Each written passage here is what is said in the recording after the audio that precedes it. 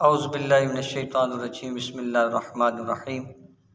دوستوں، آج کے درس میں ہم سماعت کریں گے کہ سورہ فاتحہ کے اسماء کون کون سے ہیں اور ان کو یہ نام کیوں دیا گیا۔ اس سورت کے کئی نام ہی اس سورت کی فضیلت کی دلیل ہیں، کیونکہ قرآن پاک اسی سورت سے ہی کھلتا ہے، اس لیے اس سورت کو سورۃ الفاتحہ یعنی قرآن کو کھولنے والی سورت کہا جاتا ہے۔ اس کا ایک نام سورۃ الحمد ہے، کیونکہ یہ سورت اللہ تعالیٰ کی حمد سے شروع ہوتی ہے اور اس میں کئی کلمات اللہ تعالیٰ کی حمد کے ہیں، اس لیے سورت کو سورۃ الحمد کہا جاتا ہے۔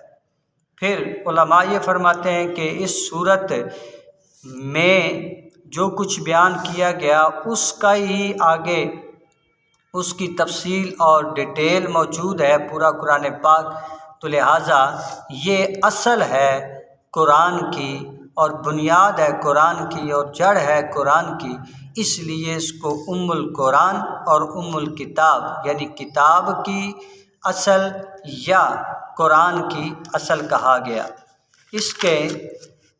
اس کا ایک نام السبع المثانی ہے، کیونکہ یہ سورت 2 مرتبہ نازل ہوئی، اس لیے اس کو السبع المثانی کہا جاتا ہے، یعنی ایسی 7 آیتیں جو 2 مرتبہ نازل ہوئیں۔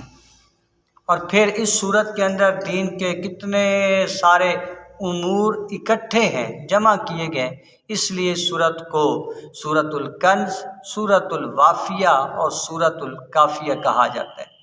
اور پھر یہ سورت شفا والی سورت ہے، اس لیے سورت کو سورۃ الشفا، سورۃ الشافیہ کہا جاتا ہے۔ پھر اس سورت کے اندر دعا کا ذکر ہے، مناجات کا ذکر ہے، سوال کرنے کا ذکر ہے، اس لیے تعلیم کا ذکر ہے، اس لیے سورت کو سورۃ الدعا بھی کہا گیا، سورۃ السوال بھی کہا گیا، سورۃ المناجات بھی کہا گیا اور سورۃ التعلیم بھی کہا گیا۔ اگلے درس میں ہم سورۃ الفاتحہ کے فضائل یعنی فوائد سماعت کریں گے۔